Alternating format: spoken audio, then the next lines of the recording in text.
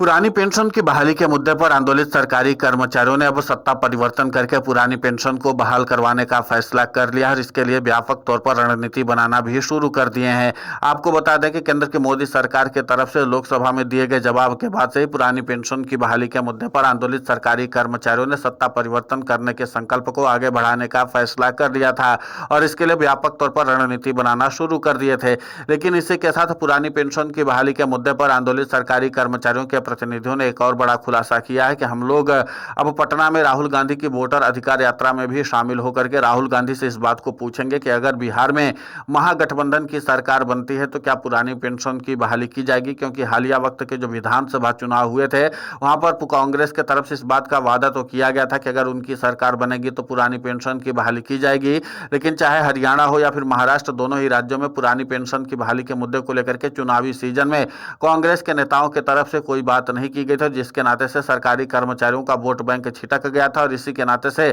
दोनों ही राज्यों में पुरानी पेंशन की बहाली के मुद्दे पर आंदोलित सरकारी कर्मचारी सत्ता परिवर्तन करने में सफल नहीं हो पाए थे। इसीलिए पुरानी पेंशन की बहाली के मुद्दे पर आंदोलित सरकारी कर्मचारी कम से कम बिहार विधानसभा चुनाव से पहले राहुल गांधी और तेजस्वी यादव दोनों से इस बात का स्टैंड क्लियर करवा लेना चाहते हैं कि अगर महागठबंधन की सरकार बिहार में बनती है और एनडीए सत्ता से बाहर होती है तो क्या वो पुरानी पेंशन की बहाली करेंगे। और इसीलिए पटना में वोटर अधिकार यात्रा में पुरानी पेंशन की बहाली के मुद्दे पर आंदोलित सरकारी कर्मचारियों के प्रतिनिधि जो है वो सीधे तौर पर राहुल गांधी और तेजस्वी यादव से इसी बात का सवाल करेंगे कि आप हमारी पुरानी पेंशन की बहाली करने का इच्छा रखते हैं या सिर्फ चुनावी वादा कर रहे हैं। क्योंकि कई राज्यों में ऐसा भी हुआ है कि जहां पर पुरानी पेंशन की बहाली का वादा तो किया गया था, सरकारी कर्मचारियों ने सत्ता परिवर्तन भी किया, लेकिन इसके बावजूद भी उनको पुरानी पेंशन का लाभ नहीं मिल रहा है। मसलन तेलंगाना और कर्नाटक में सरकारी कर्मचारियों की पुरानी पेंशन अधर में ही अटकी हुई है और उस पर कोई आधिकारिक तौर पर निर्णय भी अभी सामने नहीं आया है और न ही सरकार ने अपना रुख स्पष्ट किया है। हालांकि पूर्व में जो कांग्रेस की सरकारें थी उन्होंने पुरानी पेंशन की बहाली का तो वादा सरकारी कर्मचारियों से किया भी था और उसको निभाया भी था।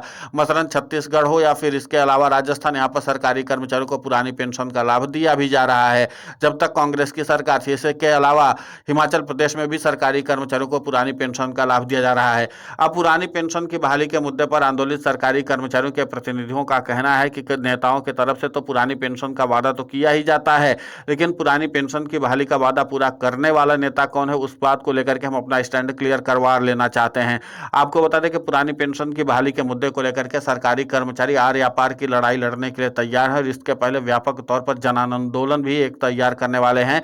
इतना ही नहीं, पुरानी पेंशन की बहाली के मुद्दे पर आंदोलित सरकारी कर्मचारी सितंबर से लेकर के नवंबर तक में राष्ट्रीय राजधानी दिल्ली तक का रुख करके अपना शक्ति प्रदर्शन भी करेंगे। तो कुल मिलाकर के यह है कि पुरानी पेंशन की बहाली के मुद्दे को लेकर के अगर राहुल गांधी अपना स्टैंड साफ करते हैं तो फिर जाहिर सी बात है कि सरकारी कर्मचारी व्यापक तौर पर बिहार में पुरानी पेंशन की बहाली के लिए अपना कैंपेनिंग अभियान तेज करेंगे और इसी के साथ सत्ता परिवर्तन करने के संकल्प को और भी ज्यादा मजबूत करने की कोशिश करेंगे। विपक्षी दलों की ओर से चाहे फिर वो राहुल गांधी हो या फिर तेजस्वी यादव, दोनों नेताओं ने पुरानी पेंशन की बहाली के मुद्दे को लेकर के सरकारी कर्मचारियों को इस बात का आश्वासन तो दिया है कि महागठबंधन की सरकार बनेगी तो हम पुरानी पेंशन का लाभ सरकारी कर्मचारियों को देंगे, जैसे छत्तीसगढ़ और राजस्थान में सरकारी कर्मचारियों को मिल रहा है। और साथ ही साथ उन्होंने हिमाचल प्रदेश का भी जिक्र किया था। लेकिन इसके बावजूद भी सरकारी कर्मचारी इस बात की उहापोह की स्थिति में है कि अगर सत्ता परिवर्तन कर भी दिया और इसके बाद पुरानी पेंशन की बहाली का मुद्दा अधर में अटका दिया गया तो फिर वो ऐसे में सरकारी कर्मचारी करेंगे क्या। इसीलिए पुरानी पेंशन की बहाली के मुद्दे पर आंदोलित सरकारी कर्मचारी व्यापक तौर पर चर्चा कर लेना चाहते हैं राहुल गांधी से और तेजस्वी यादव से।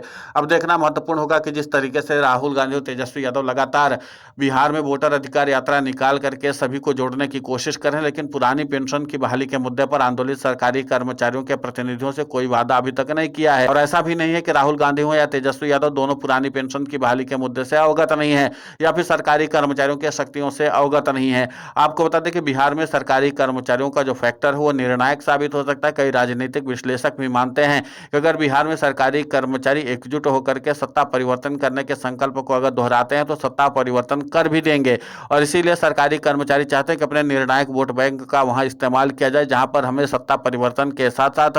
पुरानी पेंशन का लाभ मिले। और सरकारी कर्मचारियों ने अपना रुख साफ कर दिया कि न तो उन्हें यूपीएस चाहिए और न ही उन्हें एनपीएस चाहिए, उनको सीधे तौर पर ओपीएस चाहिए, यानी कि पुरानी पेंशन स्कीम। और पुरानी पेंशन स्कीम को लेकर के ही सरकारी कर्मचारी व्यापक तौर पर अपनी रणनीति बना करके आगे काम करना चाहते हैं। इसीलिए पटना में वोटर अधिकार यात्रा के रोड शो के साथ साथ सरकारी कर्मचारी अपने अधिकारों की भी बात करेंगे। इस बात का संकल्प दोहराएंगे राहुल गांधी और तेजस्वी यादव से कि आप लोगों को सनद रहे कि सरकारी कर्मचारी ग्राउंड जीरो में जाकर के मेहनत तो करेंगे और आपको सत्ता भी दिलवाने की कोशिश करेंगे, लेकिन सत्ता के सुख में कहीं आप पुरानी पेंशन की बहाली के मुद्दे पर आंदोलित सरकारी कर्मचारियों की मांगों को नजरअंदाज न कर दें। अब देखना महत्वपूर्ण होगा कि जिस तरीके से पुरानी पेंशन की बहाली के मुद्दे पर आंदोलित सरकारी कर्मचारियों ने अपना रुख स्पष्ट करने के लिए कहा है राहुल गांधी और तेजस्वी यादव को, तो इसमें और क्या कुछ संकल्प जोड़ा जा सकता है। फिलहाल इस पूरे घटनाक्रम को लेकर के आपकी प्रतिक्रिया बहुत महत्वपूर्ण होती है, आप हमें कमेंट करके जरूर बताएं। साथ ही पुरानी पेंशन की बहाली के मुद्दे पर हम लगातार आंदोलित होकर के खबरें चला रहे हैं। आप हमारे समर्थन के लिए चैनल को सब्सक्राइब करें, खबर को ज्यादा से ज्यादा शेयर करें ताकि पुरानी पेंशन की बहाली का मुद्दा और बुलंद हो।